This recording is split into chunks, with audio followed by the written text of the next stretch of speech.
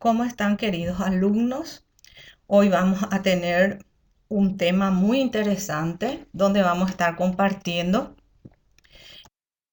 Hoy iniciamos con el tema trastorno de las conductas motoras y del lenguaje, lo que caracteriza esencialmente al trastorno de las habilidades motoras es la alteración del desarrollo de la coordinación motora. Se manifiesta a través de una deficiencia en la coordinación de los movimientos, una torpeza generalizada. Los pequeños que sufren este tipo de trastorno presentan problemas para coordinar su cuerpo a un nivel inferior del esperado por su edad y coeficiente intelectual. Esta dificultad se puede identificar en los movimientos que implican todo el cuerpo, que vienen a ser saltar, correr, ir a pata coja, incluso abrochar botones, usar las tijeras o escribir. Los síntomas del trastorno. Los niños con este trastorno del desarrollo tienen dificultad al coordinarse. Para verlo debemos compararlo con niños de su misma edad. Algunos de los síntomas son los siguientes: retraso en el desarrollo para gatear, caminar o sentarse, torpeza, problemas para la succión o deglución en el primer año de vida. Esto es notable en los primeros años de vida ya. Problemas con la coordinación motora que pueden ser la fina, visual. Por ejemplo, usar tijeras, atarse los zapatos, inclusive abrocharse, diríamos, los botones en las camisas. Tiene bastante dificultad. Problemas con la coordinación motora gruesa, que viene a ser. La gruesa viene a ser saltar, correr. Tratamiento de los trastornos de la conducta motora. Aquí vamos a ver un poco el tratamiento que se puede utilizar en estos casos. Este tipo de trastorno va asociado con complicaciones psicológicas como la baja autoestima, la pasividad, la frustración y el evitar situaciones nuevas de aprendizaje. Los casos leves se resuelven gracias a la educación y a la terapia práctica con constancia. Hay algunos sujetos que aún arrastran algunos déficits durante la edad adulta, sobre todo los problemas psicológicos derivados del trastorno. Es normal que un adulto que haya sufrido esta afección durante la infancia tenga problemas de autoestima. Esto también dificulta en la edad adulta, como están escuchando, ¿verdad? Y viendo el material, que precisamente esto también va afectando la parte psicológica y el desarrollo de autoestima de la persona. La disgrafía. La disgrafía es un trastorno de la escritura. Se distinguen en ella dos tipos: disgrafías adquiridas, disgrafías evolutivas. La disgrafía adquiridas son consecuencia de una lesión cerebral. Antes de la lesión, la persona podía escribir correctamente. Además, no todos los aspectos de la escritura tienen que estar dañados, por lo que se pueden aprovechar los que estén intactos para el tratamiento. Las disgrafías evolutivas se refieren a los sujetos que tienen dificultades para aprender a escuchar. Se pueden confundir con los retrasos. Dentro de estos dos tipos de disgrafías hay diferentes trastornos, según el proceso de escritura que esté dañado. Afasia dinámica central: está dañada la planificación del mensaje. Agramatismo viene a ser las dificultades en la estructura sintáctica. Disgrafías centrales: falla el procesamiento léxico. hay distintas alteraciones dependiendo de los almacenes que estén dañados. Disgrafía periféricas. Están afectados los procesos motores. Hablamos aquí un poco de lo que es la dispraxia, uno de los trastornos también. Y se trata de un trastorno que dentro de las dispraxias hay también diversos grados de afección. O a dónde va afectando este trastorno. Principalmente el niño dispráxico tiene una falta de organización del movimiento. Suele confundirse a veces con la debilidad motriz y de ello depende un buen diagnóstico. No hay lesión neurológica. Las áreas que sufren más alteraciones son la del esquema corporal y la orientación temporoespacial. Aunque el lenguaje suele no estar afectado, el niño con dispraxia presenta fracaso escolar, pues la escritura es de las áreas más afectadas. Aquí se ve realmente cómo afecta al niño en la área de la escritura, que viene a ser este trastorno que muchos de los niños sufren a consecuencia de esa debilidad motriz, ¿verdad? Entonces, vamos a ir viendo ahora este punto que son los tics. Muchas veces existen personas que sufren movimientos repentinos. A eso se llama tics. Pueden hacer movimientos absurdos e involuntarios que afectan a un pequeño grupo de músculos y que se repiten a intervalos. Generalmente no tienen como causa ninguna lesión de tipo neurológico. Desaparecen durante el sueño, suelen aparecer entre los 6 y los 8 años y muchas veces lo hacen en la pubertad. Hay mucha variabilidad. Suelen aparecerse a gestos utilizados comúnmente. Pueden clasificarse según la parte del cuerpo en la que se localiza, que puede ser tics faciales, son los más frecuentes. Tics de la cabeza y cuello, los tics del tronco y de los miembros, tics respiratorios y los tics fonatorios. Vamos a hablar aquí del onicofagia. ¿Qué viene a ser esto?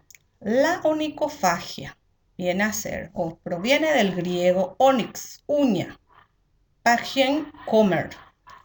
Es el hábito de morderse, roer o comerse las uñas de uno mismo. Se presenta en estado de ansiedad. Normalmente puede estar asociado con el nerviosismo y el estrés.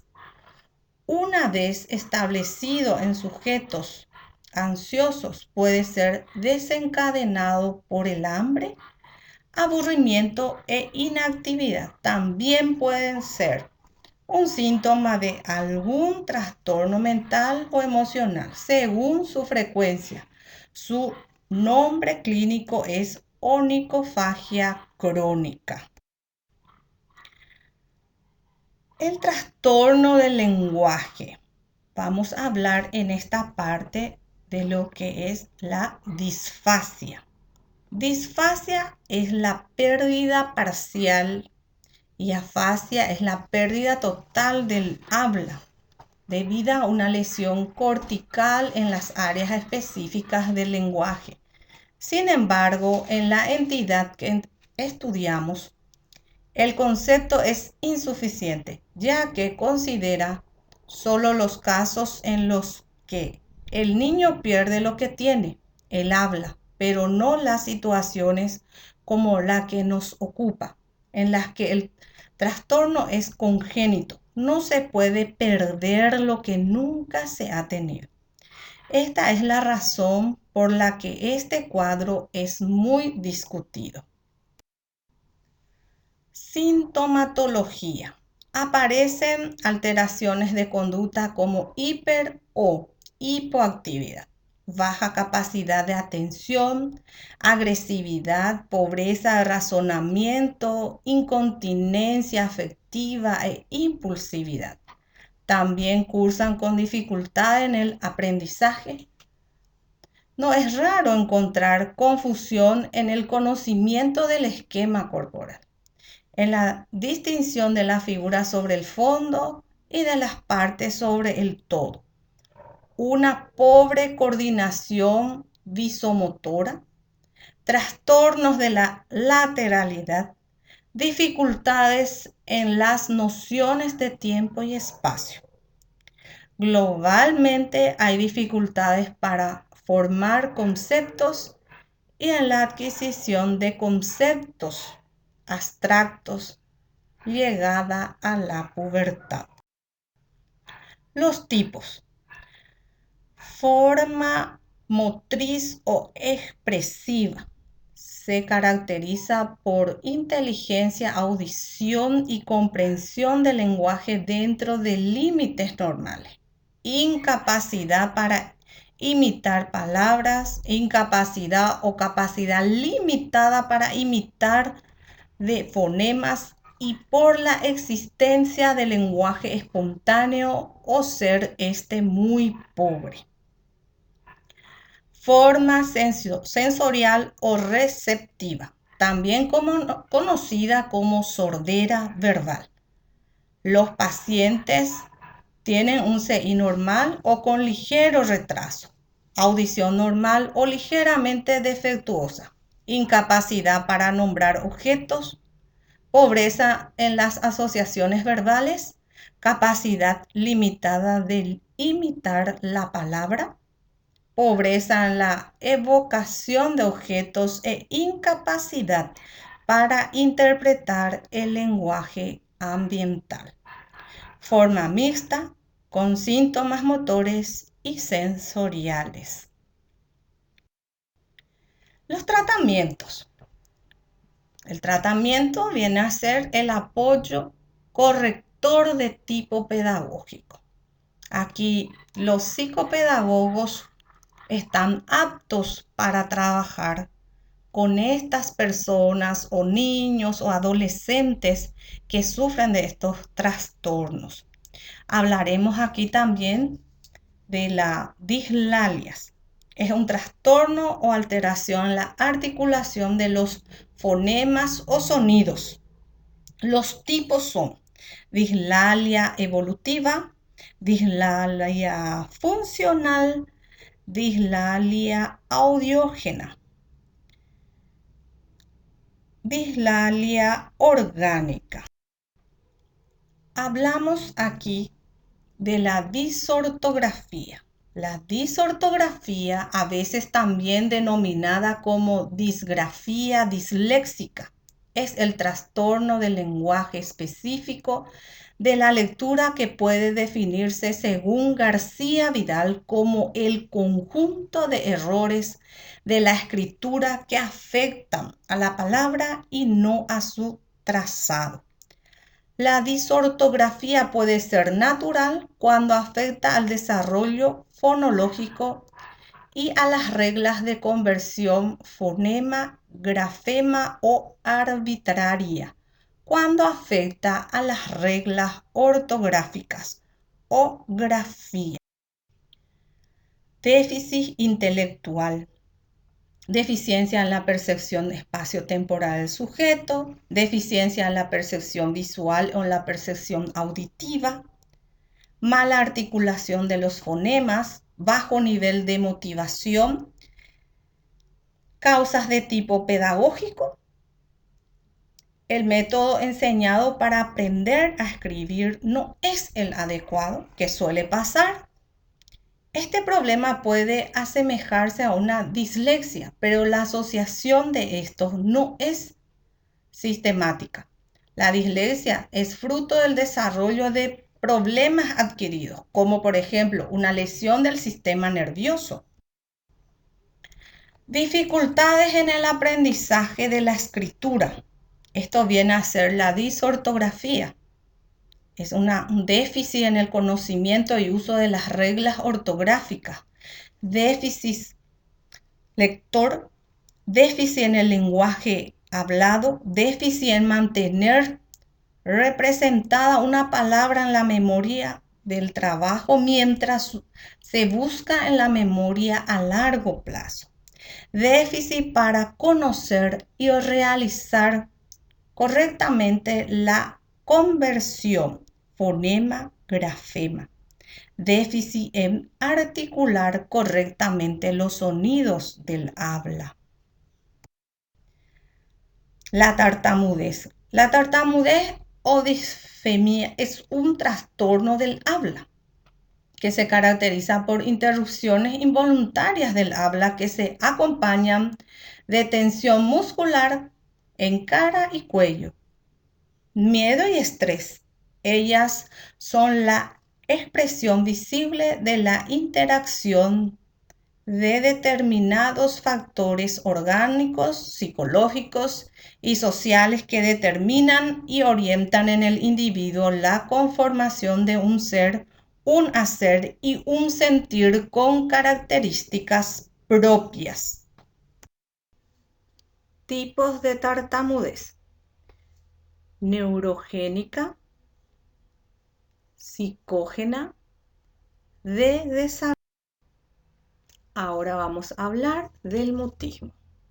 El mutismo selectivo es una condición de ansiedad social en donde una persona que es capaz de hablar es incapaz de expresarse verbalmente dadas ciertas situaciones. El mutismo selectivo es caracterizado por fracaso consistente para hablar en situaciones sociales específicas, por ejemplo, en la escuela, donde existe expectación al hablar, a pesar de expresarse verbalmente en otras situaciones. Interfiere con los logros educacionales o laborales o con la comunicación social. El fracaso para hablar no se debe a la falta de conocimiento del idioma hablado, requerido en la situación social. Aspectos positivos y negativos. Los aspectos negativos encuentran difícil tener contacto visual.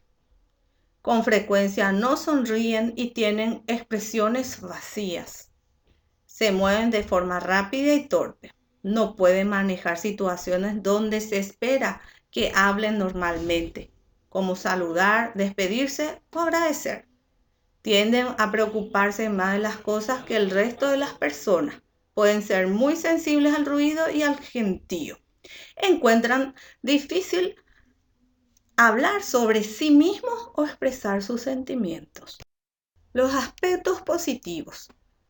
Tienen inteligencia y percepción sobre el promedio, son curiosos, son sensibles a los pensamientos y emociones de los demás, que vendría a ser la empatía, tienen gran poder de concentración, con frecuencia tienen un buen sentido de lo que es correcto, incorrecto y justo. Con esto, queridos alumnos, damos por finalizada el tema específico que hoy estuvimos tratando de los trastornos de conducta motora y de lenguaje. Vamos a estar en contacto y trabajando directamente en la plataforma. Cualquier consulta, ya lo saben, pueden realizarlo. Hasta pronto.